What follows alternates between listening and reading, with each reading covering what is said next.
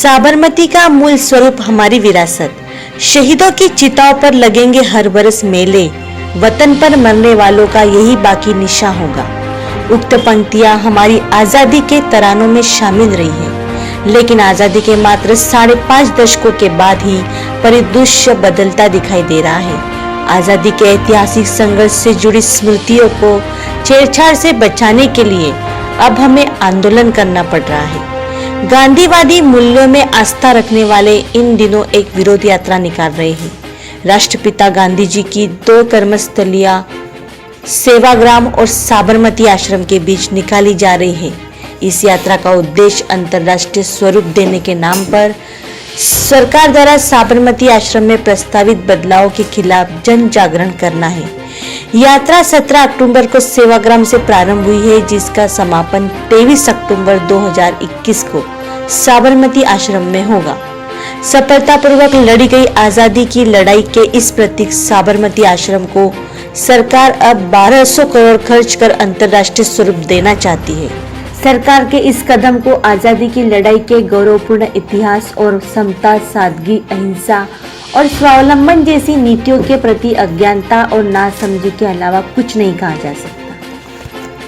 देश की आजादी व आम आदमी की दशा देखकर अपना सूट बूट त्यागने वाले बैरिस्टर गांधी ने अपनी निजी आय से सन 1917 में साबरमती आश्रम की स्थापना की थी, जो अगले 30 सालों तक आजादी के संघर्ष का केंद्र होकर अंग्रेजी साम्राज्य की आग की किरकिरी बना।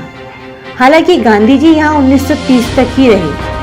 आजादी आंदोलन के दौरान अंग्रेजी हुकूमत को निहत्थी जनता की ताकत का अंदाजा करवाने वाले नमक सत्याग्रह की शुरुआत साबरमती नदी के तट पर बने इसी आश्रम से हुई थी। इस आश्रम का मूल स्वरूप आज भी वैसा ही है जैसा 1917 में था।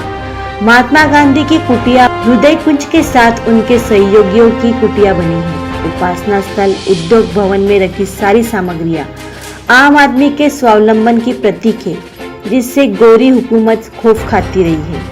नवनिर्माण के अंतर्गत चित्र संग्रहालय और देश दुनिया की विभिन्न राजनीतिक सामाजिक हस्तियों द्वारा गांधी जी के बारे में व्यक्त किए गए विचार अंकित है। आश्रम में स्वावलंबन के प्रयोग साम्राज्यवादियों की गोली, बंदूकों और तोपों का सामना निहत्थी जनता को चरखे से करना सिखाने के लिए किए गए थे। यह एक ऐसी रणनीति है जो हर हाल में प्रासंगिक रहेगी। आम आदमी को सशक्त बनाने वाली इन्हीं अत्यंत साधारण लेकिन प्रभावी तरीकों से रूबरू होने के लिए साबरमती आश्रम में प्रतिदिन हर उम्र के लोग आते हैं। आश्रम के भीतर स्वच्छंद विचरण करते मोर और अन्य पक्षी आज भी आश्रम की सादगी बयां करते हैं। हमारी पीढ़ी ने हिंसक साम्राज्यवादियों का सामना करने का ताबीज देने वाले गांधी जी को तो नहीं देखा, लेकिन उनकी सादगी के दर्शन उनके निवास में रहे हृदय कुंज से सहज ही हो जाती है। समय की विडंबना देखिए, जिस निहत्थे कृशकाय अधनंगे फकीर ने अपने करिश्माई व्यक्तित्व से अपने समय की सबसे बड़ी साम्राज्यवादी ताकत को धूल चटाकर सत्याग्रह और अहिंसा के अपने अनूठे हथियारों से सारी दुनिया को परिचित करवाया, उसी की कर्मस्थली को अब अंतर्राष्ट्रीय स्वरूप देने की कोशिश की जा रही है। साबरमती आश्रम ईंट पत्थर का पुरातन ढांचा बन नहीं है, जिसका नवीनीकरण कर उसे बहुमंजिला इमारत बना दी जाए। वह तो एक जीवंत तस्वीर है जिसमें हम अपनी आजादी के आंदोलन को साफ साफ देख सकते हैं। गांधी जी के जीवित रहते हुए ही महान वैज्ञानिक अल्बर्ट आइंस्टीन ने उनके बारे में कहा था, आने वाली नस्लें शायद मुश्किल से ही विश्वास करेगी कि हाड़ मांस से बना हुआ कोई ऐसा व्यक्ति भी धरती पर चलता फिरता था। अल्बर्ट आइंस्टीन के ये शब्द आज शब्दशः सही साबित हो रहे हैं। साबरमती आश्रम अहमदाबाद से लौटकर MP छत्तीसगढ़ आज तक पर राजेंद्र जोशी की खास रिपोर्ट। लेटेस्ट खबरों को प्राप्त करने के लिए हमारे चैनल को लाइक करें, सब्सक्राइब करें और शेयर करना ना भूलें।